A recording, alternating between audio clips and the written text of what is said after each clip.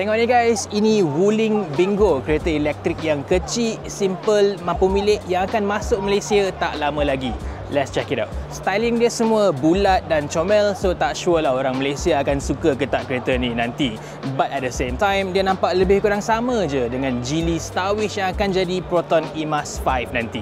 Dia punya rim dia tengok, ini cover plastik je tau, macam kereta old school. For range, kereta ni boleh pergi sekitar 400 km in one charge. Tapi on paper lah, in real world, closer to 300 je kot. Masuk dekat dalam, dia boleh tahan stylo juga. Color option dia menarik.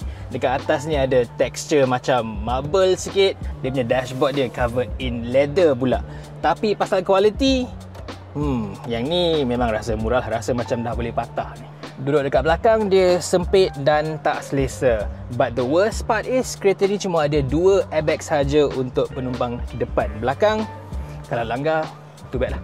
So, Wuling Bingo ni akan masuk ke Malaysia sebagai kereta CKD, jadi dia boleh jual bawah harga RM100,000.